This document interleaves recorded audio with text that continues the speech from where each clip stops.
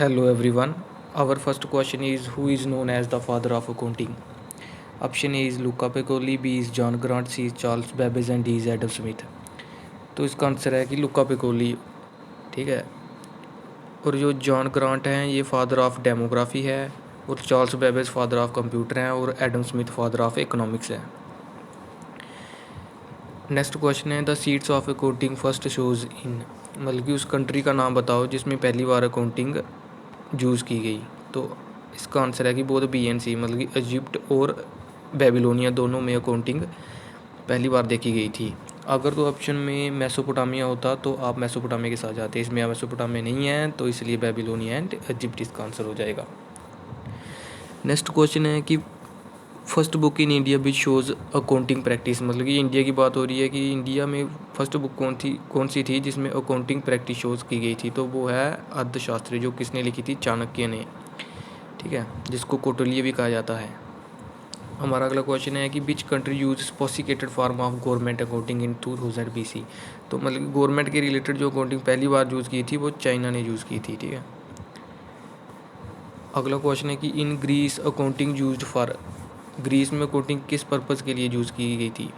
अपोर्शनिंग the revenue received among treasury, या maintaining total receipt and payment, या maintaining balance of government financial transaction. तो इसका answer है कि ऑल ऑफ द दीज।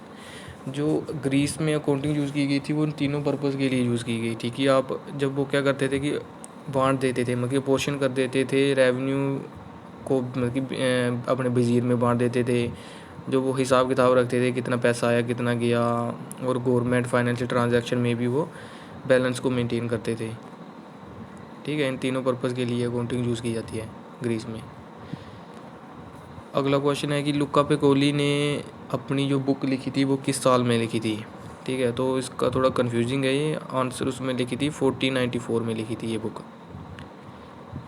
हमारा अगला क्वेश्चन है कि during 700 BC to 400 AD Roman ने क्या यूज़ किया। ठीक है, तो आंसर है कि डे बुक, मेमोरेंडम, लेजर, या ऑल ऑफ द अबव। तो इसका all of the above answer है, हर एक चीज़ यूज़ करते थे इसमें। ठीक है, डे बुक, मेमोरेंडम, लेजर, तीनों चीज़ें यूज़ करते थे वो। अर्थशास्त्र किसने लिखा है। तो ये लिखा है, ऑप्शन है कौटिल्य, चाणक्य, या चंद्रगुप्त किंगडम मिनिस्टर। ये तीनों एक ही चीज़ है, मतलब कि चाणक्य का नाम कौटिल्य भी है और ये चंद्रगुप्त का किंगडम का मिनिस्टर भी था। तो आंसर आ जाएगा ऑल ऑफ द अबव। ठीक है। अगला क्वेश्चन है कि जो डबल एंट्री बुक कीपिंग है उस पर जो फर्स्ट बुक लिखी गई थी उसका नाम बताओ। उसका नाम है सुमा दी अर्थमेटिका। ये वर्ल्ड की बात हो रही है और इंडिया की बात हो रही थी, तो हमारे चाणक्य आगे आया थे अर्थशास्त्र। ठीक है। बेबीलोनिया, जिसको सिटी ऑफ कॉमर्स कहा जाता है, उसने अकाउंटिंग यूज़ की थी किस पर्पज़ के लिए। ठीक है, तो उसने सोल पर्पज़ बिजनेस के लिए यूज़ की थी। ठीक है, इसके लिए यूज़ नहीं करता था वो, ना हाउस होल्ड ना गवर्नमेंट के लिए।